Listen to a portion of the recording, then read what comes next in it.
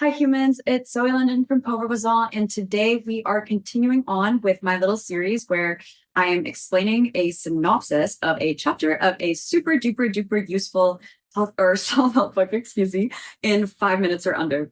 So we're going to continue on with How to Win Friends and Influence People by Dale Carnegie. I just wanted to say thank you so much, everybody who's watching this, because of the fact that I'm really learning how to do this as I go.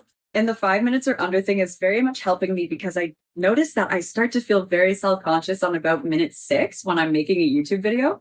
And this helps me bypass that. So chapter 3 and part 1 is called He Who Can Do This Has the Whole World With Him. He Who Cannot Walks in a Lonely Way.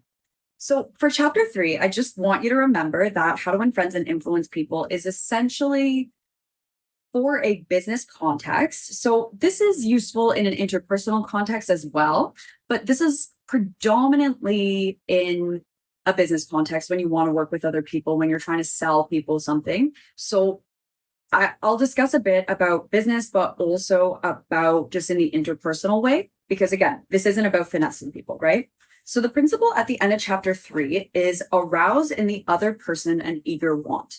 So in a business context, this is basically like if you're in sales and you are trying to sell somebody a product, you are not going to do well when you are trying to sell them just on the, oh, this product is amazing, blah, blah, blah. There's a quote in the chapter where it is basically like, people like to feel like they are buying, not like they're being sold. So it's really important in that context where you are putting yourself in the other person's position and you're asking them whether or not it's a consumer, whether or not it's another business, what needs do they have that my product could possibly fill? And then you will be able to at least start a bit of a collaborative conversation, because nobody wants to feel like you're just coming up to them and being like, hey, buy my shit, right? Because they're going to be like, what? Why do I need this?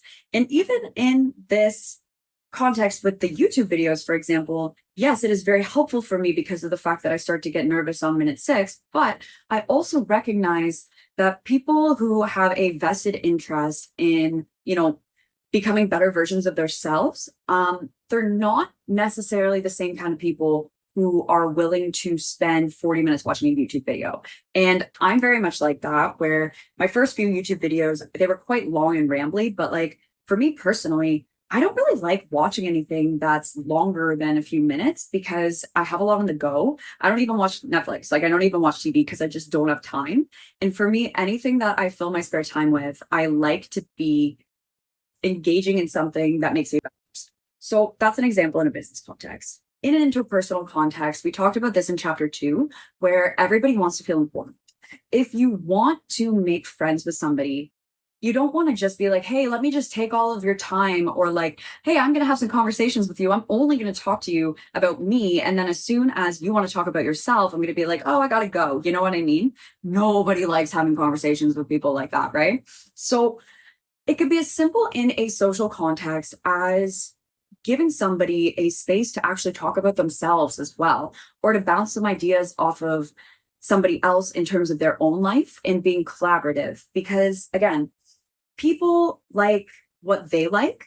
There's an example at the beginning of the chapter, which is very 1930s, but it's like, oh, if I'm going fishing, even though I like strawberries and cream, fish like worms. So I don't put strawberries and cream on the hook. I put a worm, right?